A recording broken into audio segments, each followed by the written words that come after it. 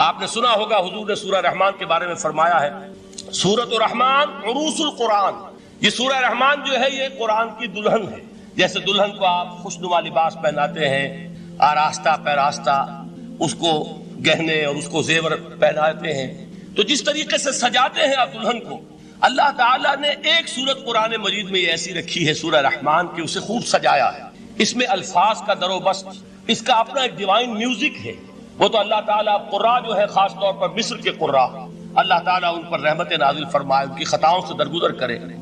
جس طرح قرآن کے انٹرنسک میوزک کو انہوں نے واضح کیا ہے، واقعہ یہ ہے کہ اگر یہ لوگ نہ ہوتے، شیخ عبد الباسط محمد عبد الصمد، شیخ محمود خلیل الحسنی، یہ لوگ کہ جنہوں نے قرآن کے اس غنا میوزک، یہ لفظ جو ہے آپ حیران نہ ہو کہ میں یہ کوئی شاید توہین کر رہا ہوں قرآن کی، حضور نے یہ لفظ استعمال کیا ہے، تغنو، اس قرآن کو اچھی سے اچھی خوشلحانی کے ساتھ پڑھو۔ من لم یتغن بالقرآن فلیس منا، جو قرآن کو بہتر سے بہتر انداز میں، اچھی سے اچھی آواز میں، خوشلحانی کے ساتھ پڑھنے کی کوشش نہیں کرتا، وہ ہم میں سے نہیں۔ بلکہ ایک مرتبہ حضور رات کے وقت آپ گشت پر تھے اپنے ساتھیوں کے حالات معلوم کرنے کے لیے۔ حضرت ابو موسیٰ اشعری رضی اللہ تعالیٰ عنہ ایک صحابی ہیں، ان کے گھر کے پاس سے گزر ہوا، وہ رات کو تہجد پڑھ رہے تھے، کھڑے ہوئے کیف کے عالم میں قرآن تلاوت کر رہے ہیں۔ حضور کو بہت پسند آئی ان کی قرات، کافی دیر تک وہاں کھڑے سنتے رہے۔ اب انہیں کیا پتا کون سن رہا ہے، بالکل اسی طرح سمجھ لیجئے ایک بات یاد آئی ہے، حضور فرماتے ہیں کہ جس طرح کان لگا کر اللہ قرآن کو سنتا ہے، کسی چیز کو نہیں سنتا۔ ہمیں نظر نہیں آتا نا، ہمیں معلوم نہیں، ہم قرآن پڑھ رہے ہیں تو سننے والا کون ہے؟ سب سے زیادہ کان لگا کر خود اللہ۔ یہاں اس لیے مجھے یاد آیا کہ ابو موسیٰ اشعری کو کیا پتا تھا کہ کون سن رہا ہے؟ وہ اپنی کیفیت میں نماز میں تہجد میں قرآن کی تلاوت کر رہے تھے، اور ظاہر بات ہے ان کے گھر ایکڑوں میں بنے ہوئے نہیں تھے، ایک ایک کمرہ، ایک ایک کوئی حجرہ، ایسے تو گھر تھے نا صحابہ کے، لہذا حضور پاس سے گزرے، آواز آئی، کافی دیر سنتے رہے۔ اس کے بعد آپ تشریف لے گئے، صبح فجر میں ملاقات ہوئی تو حضور نے تحسین کے انداز میں فرمایا، یا ابا موسیٰ انک قد اوتیت مزمارا من مزامیر آل داؤد، اے ابو موسیٰ تمہیں تو آل داؤد کے سازوں میں سے ایک ساز اللہ نے عطا فرما دیا۔ جس طرح حضرت داؤد لہن داؤدی مشہور ہے کہ جب وہ پچھلے پہر رات کو حمد کے ترانے الاپتے تھے، قرآن میں ہے کہ پرندے شامل ہو جاتے تھے ساتھ، اور پہاڑ وجد میں آتے تھے، پہاڑ بھی ان کے ساتھ شریک ہوتے تھے۔ تو جس طرح کا اللہ نے ان کو لہن عطا فرمایا تھا، حضور نے تحسین کے انداز میں فرمایا ہے ابو موسیٰ اشعری، اللہ نے تمہیں بھی آل داؤد کے سازوں میں سے ایک ساز عطا فرمایا۔ بہرحال قرآن مجید کا جو یہ میوزک ہے، قرآن کے الفاظ کا جو حسن ہے، جہاں تک حسن معنوی ہے وہ تو ہر لفظ میں ہے، لیکن یہ حسن ظاہری، حسن صوتی، حسن لفظی، یہ اپنے کلائمیکس پر آپ کو نظر آئے گا سورہ رحمان۔ لیکن قرآن میں یہ سورت اس اعتبار سے بھی ممتاز ہے، اس کی 4 آیات پر ذرا توجہ کریں گے، عجیب حقائق سامنے آئیں گے۔ جہاں یہ قرآن مجید کے حسن صوت اور حسن لفظی کی معراج ہے، وہیں اس کی پہلی 4 آیات میں 4 چوٹی کی چیزوں کا ذکر ہے، سب سے اونچی چیز ہے۔ پہلی آیت کیا ہے؟ الرحمن، ایک آیت ہو گئی۔ رحمان کیا ہے؟ اللہ کا نام ہے۔ کبھی آپ نے غور کیا اللہ کے ناموں میں سب سے پیارا نام کون سا ہوگا؟ رحمان۔ کیوں؟ اس کا مادہ کیا ہے؟ رحمت۔ ہمیں سب سے بڑھ کر جس چیز کی ضرورت ہے وہ کیا ہے؟ رحمت خداوندی۔ نام اچھی طرح سن لیجئے اس حضور کے قول کو۔ حضور فرماتے کوئی شخص جنت میں مجرد اپنے عمل کی بنیاد پر داخل نہیں ہو سکے گا جب تک کہ رحمت خداوندی دستگیری نہ کرے۔ کسی صحابی نے بڑی ہمت اور جرأت کا ثبوت دیا کہ پوچھ لیا، کیا حضور آپ بھی؟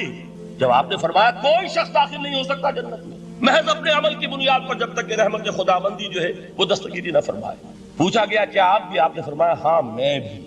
آپ انداز کیجئے کہ اگر محمد الرسول اللہ بھی رحمت خداوندی کے ضرورت مند ہوں تو تاب دیگرا چے رسد، ہماری تو سب سے بڑی ضرورت رحمت خداوندی۔ اب یہ رحمت جو ہے قرآن مجید میں اللہ تعالیٰ کی یہ شان 2 الفاظ کے ذریعے سے آتی ہے، رحیم اور رحمان۔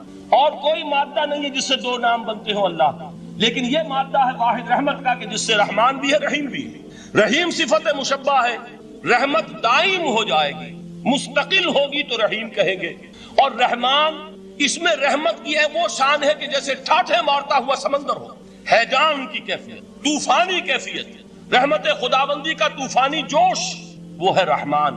آپ تو رہتے اس علاقے میں ہیں، آپ کو معلوم ہے عرب اگر بھوکا مرا جا رہا ہو تو کیا کہے گا؟ انا جوعان۔ پیاسا مرا جا رہا ہو انا عطشان۔ بہت غضبناک ہوگا غضبان، غضبان آصفہ قرآن میں آیا، بہت غضبناک۔ رحمان جس کی رحمت جو ہے جوش میں ہے، ٹھاٹھے مارتے ہوئے سمندر کے مالک. تو یہ اللہ تعالیٰ کے ناموں میں سب سے پیارا نام. اب آگے چلیے. الرحمن علم القرآن، رحمان نے قرآن سکھایا. رحمت خداوندی کا سب سے بڑا مظہر، رحمان کی رحمانیت کا سب سے بڑا مظہر قرآن ہے. ان میں جو منطقی ربط ہے اس کو سمجھتے جائیے. اچھا آپ یہ سوچئے، جو علم بھی انسان کو حاصل ہوا وہ کس نے دیا؟ اللہ نے. سائنس کا علم کس نے دیا؟ اللہ نے. علم آدم الاسماء کلھا، وہ علم الاسماء جو حضرت آدم کو دے دیا گیا تھا ازل میں، یہ اسی کا ظہور ہے، یہ اسی کی ایکسفولیشن ہے جو ہو رہی ہے اور ہوتی رہے گی ابھی. اور دوسرے علم ہے وہ کس نے دی؟ اللہ نے. لا یحیطون بشیء من علمہ الا بما شاء، مخلوق میں سے کوئی اللہ کے علم میں سے کسی شے کا احاطہ نہیں کر سکتا مگر وہ جتنا اللہ دینا چاہے. لیکن یہ کہ تمام علوم میں چوٹی کا علم قرآن. نوٹ کرتے جائیے، چوٹی کی چیزیں جمع کیجیے. اللہ کے ناموں میں چوٹی کا نام رحمان. اللہ نے جو کچھ انسان کو سکھایا اس میں چوٹی کا علم قرآن. خلق الانسان، انسان کو پیدا فرمایا. سوال یہ کہ حیوانات کو کس نے پیدا فرمایا؟ آسمان کس نے پیدا کی؟ زمین کس نے پیدا کی؟ فرشتے کس نے پیدا کی؟ کیا مطلب خلق الانسان؟ اس کی تمام مخلوقات میں اس کا کلائمیکس، اس کی تخلیق کی معراج، اس کے تخلیق کا نقطہ عروج انسان ہے. یہ ہے کہ جو مسجود ملائک بنا ہے. وَلَقَدْ كَرَّمْنَا بَنِي آدَمَ وَحَمَلْنَاهُمْ فِي الْبَرِّ وَالْبَحْرِ وَرَزَقْنَاهُمْ مِنَ الطَّيِّبَاتِ وَفَضَّلْنَاهُمْ عَلَى كَثِيرٍ مِّمَّنْ خَلَقْنَا تَفْضِيلًا. تو تخلیق میں سب سے اونچی تخلیق انسان کی. علموں میں سب سے اونچا علم قرآن کا. اللہ کے ناموں میں سب سے اونچا نام رحمان. تقاضے پورے کرو. تقاضے کیا ہے؟ ایمان ہے تو عمل درست ہونا چاہیے، ایمان ہے تو جہاد ہونا چاہیے، ایمان ہے تو جان اور مال کھپانی چاہیے. تو جو ایمان دوسرے لوگ جس طرح لائے ہیں، حمزہ بھی تو ایمان لائے ہیں، آخر ان کا راستہ تمہیں نظر نہیں آ رہا؟ ابو بکر ایمان لائے ہیں، ان کی طرح ایمان لاؤ. تو انہوں نے کیا کہا؟ انؤمن کما آمن السفہاء، کیا ہم اس طرح ایمان لائے جیسے یہ بے وقوف لائے؟ سفیہ کا لفظ تو سبھی جانتے ہیں، یہ سفہاء کسے کہہ رہے ہیں؟ آپ نے پڑھا تو بہت مرتبہ ہوگا ان آیات کو، کبھی سوچا کس کو کہہ رہے ہیں؟ وہ ابو بکر کو کہہ رہے ہیں، وہ حمزہ کو کہہ رہے ہیں، وہ عمر کو کہہ رہے ہیں.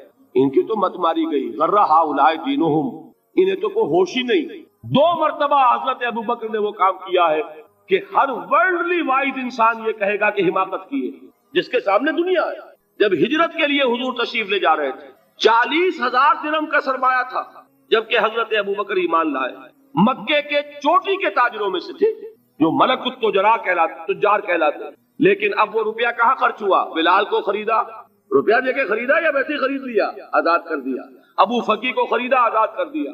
6 ہیں غلام اور کنیزیں محمد رسول اللہ پر ایمان لانے والے جن کو ابو بکر نے اپنے پیسے سے خریدا اور آزاد کیا. یہ روپیہ تو پگھل رہا ہے نا. جو تھوڑی بہت پونجی رہ گئی ہے، تو جب حضرت حضور ہجرت کے لیے تشریف لے جا رہے، وہ ساری پونجی اپنے ساتھ لے گئے، گھر والوں کو چھوڑ کر گئے. بوڑھا باپ اندھا ابو قحافہ بعد میں وہ بھی ایمان لے آئے. اور یہ ابو بکر ہیں کہ جن کی 3 نسلیں ایک وقت میں موجود تھی مسلمانوں کی. ابو قحافہ مومن، ابو بکر مومن، اور ابو بکر کی اولاد مومن، عائشہ، اسماء اور ابو بکر اور عبد الرحمن ابن ابی بکر. یہ کون ہے؟ تو 3 نسلیں جس کی بیک وقت رہی ہیں ایمان میں، وہ شاذ لوگ ہیں، ان میں ابو بکر. لیکن یہ کہ اس وقت تک ابو قحافہ ایمان نہیں لائے تھے، والد نابینا تھے. تو والد ہے، بیٹیاں ہیں، حضرت عائشہ، حضرت اسماء، حضرت رضی اللہ تعالیٰ عنہما، بیوی ہے. کچھ نہیں چھوڑ کے گئے، ایک پیسہ. جب باپ کو معلوم ہوا بیٹا چلا گیا محمد کے ساتھ صلی اللہ علیہ وسلم، شخص غصے میں ہے، پیچ و تاب میں ہے. اب ہمارا کون والی وارث ہوگا؟ کون ہے ہماری خبر گیری کرنے والا؟ بیٹیوں سے پوتیوں سے اپنے پوچھتے کچھ چھوڑ کے بھی گیا کہ نہیں؟ ان کا ہاں ابا جان. کیا کیا انہوں نے؟ کبھی پڑھے ہیں واقعات؟ کچھ کنکر روڑے لیے، ایک کپڑے میں پوٹلی بنائی اور اندھے دادا کا ہاتھ اوپر پھروایا. دیکھیے دادا جان، یہ چھوڑ گئے ہیں، یہ مال ہے، یہ سونے اور چاندی کے سکے ہیں، ابا جان ہمیں ایسے نہیں چھوڑ کر گئے. واقعہ کیا ہے کہ ایک پیسہ نہیں چھوڑا ابو بکر نے گھر والوں کے لیے. سب کچھ لے گئے کہ کیا پتا محمد کے ساتھ جا رہا ہوں، کس وقت کیا ضرورت پیش آ جائے صلی اللہ علیہ وسلم. تو یہ کوئی عقل مندی کی بات ہے؟ اپنے غریبانوں میں جھانکی، آپ یہ عقل مندی کریں گے؟ کہیں چاہے نہ، یہ بات دوسری ہے. لیکن یہ کہ اس کو کون ہم میں سے عقل مندی کہے گا؟ اسی طریقے سے جب غزوہ تبوک کا وقت آیا، وہ واقعہ تو بہت مشہور ہے. حضرت عمر فرماتے ہیں کہ اس زمانے میں میرے پاس اتفاقاً پیسہ بہت تھا، میں نے یہ سوچا دل میں کہ اس مرحلے پر تو میں ابو بکر سے بازی لے جاؤں گا. مسابقت ان میں بھی تھی لیکن نیکی کی مسابقت, خیر کی مسابقت, انفاق فی سبیل اللہ کی مسابقت. تو میں نے سوچا کہ میں بازی لے جاؤں گا. میں نے کیا کیا, کل دولت جو تھی اس کے 2 حصے کیے, ایک حصہ گھر رکھا اور ایک لا کے حضور کی خدمت میں پیش کر دیا. حضور نے پوچھا کہ عمر گھر والوں کے لیے کچھ چھوڑا, کہ جی ہاں نصف کیا میں نے, نصف اللہ کی راہ میں حاضر ہے, نصف چھوڑا ہے. ٹھیک ہے. اب وہ آئے ابو بکر, پوچھا حضور نے ابو بکر گھر والوں کے لیے کچھ چھوڑا, کہ نہیں, صدیق کے لیے ہے خدا کا رسول بس, گھر میں اللہ اور اس کے رسول کے نام کے سوا کچھ نہیں تھے. یہی ہے نا, پروانے کو چراغ ہے, بلبل کو پھول بس, اور صدیق کے لیے ہے خدا کا رسول بس, مجھے گھر والوں کے لیے کچھ نہیں چاہیے. یہ کام جو ہے, تو یہ جن کا ہم اس وقت ذکر پڑھ رہے ہیں منافقین, ان کے نزدیک حماقت تھی یا عقل مندی تھی, یہ سمجھداری تھی یا بے وقوفی تھی؟ وہ ہے جو بات کہہ رہے ہیں کہ جب ان سے کہا جاتا ہے ایمان لاؤ بھلے لوگوں کی طرح جیسے دوسرے لوگ ایمان لائے ہیں, تو کیا کہتے ہیں, انؤمن کما آمن السفہاء الا انہم هم السفہاء ولکن لا یعلمون. آگاہ ہو جاؤ, اصل احمق یہ ہے, اصل بے وقوف یہ ہے, انہیں نہیں پتا کہ حقیقت کیا ہے, نفع کیا ہے, نقصان کیا ہے. وہ جو بات میں نے سورۃ العصر میں بیان کی تھی, والعصر ان الانسان لفی خسر الا الذین آمنوا وعملوا الصالحات وتواصوا بالحق وتواصوا بالصبر. جس کے ذہن اور قلب پر یہ صورت کندہ ہو جائے گی, اس کے نزدیک عقل مندی یہ ہے کہ سب کچھ اللہ کی راہ میں لگا دو. جس کے دل میں یہ بات بیٹھی نہیں, اس کے لیے عقل مندی یہ ہے کہ بچا بچا کر رکھو, چھپا چھپا کر رکھو, سنبھال سنبھال کر رکھو. عقل مندی کا اس میں تقاضا کچھ اور, اس میں تقاضا کچھ اور. لیکن یہاں بھی فرمایا ولکن لا یعلمون, انہیں ابھی علم نہیں ہے اس کا. اس سے پہلی آیت میں بھی فرمایا ولکن لا یشعرون, انہیں شعور نہیں ہے. دیکھیے میں آپ کو بتا رہا تھا یہ وہ غیر شعوری نفاق ہے, یہ بڑھتا چلا جا رہا ہے. پہلے جھوٹا بہانہ تھا, پھر جھوٹی قسمیں ہوئی, پھر دشمنی ہو گئی صادق الایمان, جو جان اور مال لگا رہے ہیں, نچھاور کر رہے ہیں, پروانہ وار اللہ پر, اللہ کے دین کے اوپر نثار کر رہے ہیں اپنے آپ کو. ان سے عداوت, ان سے دشمنی, ان کا بغض, یہ 3rd سٹیج تک پہنچ گئے. اب بھی وہ اپنے آپ کو منافق نہیں سمجھتے, وہ سمجھتے عقل مند تو ہمیں, یہ تو بے وقوف ہے. ہم ہیں اصل میں بھائی, سمجھ کے چلنا چاہیے, تیل دیکھنی چاہیے, تیل کی دھار دیکھنی چاہیے, دائیں بائیں دیکھنا چاہیے, حفاظت کا بھی خیال ہونا چاہیے. یہ ساری چیزیں تو عقل مندی ہے نا دنیا کے اعتبار سے. تو وہ تو انہیں بے وقوف سمجھ رہے ہیں, اپنے آپ کو منافق کہاں سمجھیں گے. چاہیے ٹھیک ہے بھائی, دین بھی چاہیے لیکن دنیا کی فکر بھی چاہیے کہ نہیں. یہ آپ کہتے ہیں کہ نہیں کہتے؟ یہ تو بات آپ نے بہت دفعہ سنی بھائی, ٹھیک ہے دین بھی ہونا چاہیے لیکن دنیا بھی تو ہونی چاہیے کہ نہیں. یہ ہے سمجھ دنیا کی, یہ ہمارے معیارات ہیں. یہی وجہ ہے کہ دین ذلیل سے ذلیل تر ہو رہا ہے. دین وہ جو میں نے حال ہی کے اشعار سنائے تھے کہ پستی کا کوئی حد سے گزر نہ دیکھے, اسلام کا گر کر نہ ابھر نہ دیکھے, مانے نہ کبھی کہ مد ہے ہر جزر کے بعد دریا کا ہمارے جو اتر نہ دے. یہ دریا چڑھا کب تھا, جب صحابہ کرام نے وہ فینیٹسزم جس کو آج ہم کہیں گے, اس کا جب مظاہرہ کیا, اس کا ثبوت دیا, دامے درمے سخنے, جان مال تن دھن سب لگا دیا, تو اللہ کے دین میں بہار آ گئی, رونق آ گئی, دین کا غلبہ ہو گیا. اور جب ہم اپنے سمجھ کر رکھیں گے تو ظاہر بات ہے کہ اس کا تو پھر جو حشر ہوگا وہ وہی. دین میں کمزوری, ہماری دنیا جو ہے پھل رہی ہے, پھول رہی ہے, دین جو ہے وہ کمزور ہوتا چلا. یہ ہے 3rd سٹیج اس نفاق کی, کہ جس کے بعد اب کوئی امکان واپسی کا نہیں. یہ غیر شعوری نفاق, جان لیجئے کہ یہ نہیں ہے کہ ماضی ہی ماضی میں تھا, اب اس کا کوئی امکان نہیں. یہ نہ سمجھیے اب بھی یہ نفاق جو ہے, یہ میں بتا دوں آپ کو, ایک عام آدمی ہے, دین کا تقاضا ہی سامنے نہیں ہے, اسے پتہ ہی اتنا ہے کہ اللہ کے دین کا تقاضا نماز روزہ, وہ نماز روزہ کر رہا ہے, اس پر نفاق کا حملہ نہیں ہوگا. اس کو آپ کہہ دیں کہ اس کی سمجھ کم ہے, اس کا شعور کم ہے, اسے پتہ نہیں ہے, دین کے تقاضوں سے واقف نہیں ہے, وہ بچا ہوا ہے, وہ محفوظ ہے. وہ جو میں نے آپ سے کہا تھا پرسوں, اور ایک صاحب نے جواب دیا مجھے بعد میں کہ آج آپ نے جو بات کہی ہے تو کل لوگ کم آئیں گے. آپ نے ڈرا دیا کہ یہ جو تقاضے دین کے سامنے آ رہے ہیں تو اس سے ذمہ داری بڑھ رہی ہے. اب جس نے سمجھ لیا ہے پھر پیچھے رہے, وہ نفاق کے خطرے میں ہے.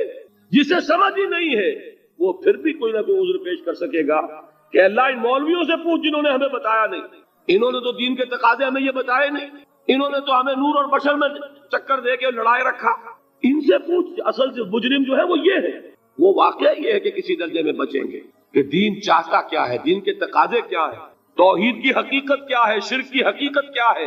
اس کی طرف اگر توجہ ہی نہیں دلائی جا رہی اور اس غریب کو پتہ ہی نہیں, اسے پتہ ہی صرف یہ ہے کہ کھڑے ہو کر سلام پڑھنے میں اتنا فائدہ ہوتا ہے، وہ پڑھ رہا ہے بیچارہ، لہذا اس کا معاملہ آسان ہے بنسبت اس شخص کے کہ جس کے سمجھ میں آ گیا ہو، بات اس نے پالی ہو۔ دین یہ چاہتا ہے، دین اپنا غلبہ چاہتا ہے۔ علامہ اقبال نے غالب پر ایک جو نظم لکھی ہے بانگ درا میں ہے، اس کا ایک شعر بڑا پیارا ہے، گیسوئے اردو ابھی منت پذیر شانہ ہے، شمع یہ سودائی یہ دل سوزی یہ پروانہ ہے۔ یہ دین جو ہے یہ تو چاہتا ہے کہ اہل ایمان پروانہ وار اس شمع پر نثار ہو، جانے لگا دے، گردنیں کٹوا دے۔ وَلَا تَقُولُوا لِمَنْ يُقْتَلُ فِي سَبِيلِ اللَّهِ أَمْوَاتٌ بَلْ أَحْيَاءٌ وَلَكِنْ لَا تَشْعُرُونَ۔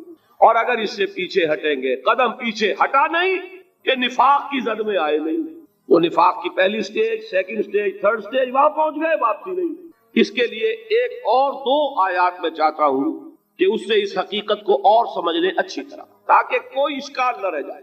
ایک آیت تو میں نے شروع میں پڑھی تھی، ایک نہیں ہے، یعنی ایک جگہ سے سورہ عنکبوت، اور ایک آیت ہے سورہ حج کی، وہ میں نے شروع میں تلاوت نہیں کی۔ سورہ حج کی آیت دیکھیے، اس قدر پیاری آیت ہے، دوسرے رکوع کے اندر آپ کو آیت ملے گی، سورہ حج 17ویں پارے میں ہے، نصف کے بعد شروع ہوتی ہے، اور اس کے دوسرے رکوع وَمِنَ النَّاسِ، اور لوگوں میں سے کچھ ایسے بھی ہیں، مَن يَعْبُدُ اللَّهَ عَلَى حَرْفٍ، جو اللہ کی بندگی کرنا چاہتے ہیں کنارے پر کھڑے ہو کر۔ ایک ہے منجھار میں کودنے والے کہ ہر جباد آباد ماں کشتی درا بنداختے، جیسے کہ طارق نے کیا تھا، ادھر ساحل اردوس پر قدم رکھا، ادھر کشتیوں میں آگ لگا دی، کہ کسی کے دل میں خیال ہی نہ آئے کہ واپسی بھی ہے، کوئی کسی کے ذہن میں سوال ہی پیدا نہ ہو کہ اب گھر واپس جانا ہے۔ طارق چمر کنارے اندو سفینہ سو، گفتند کارے تو رہے عقل و خرد خطاس۔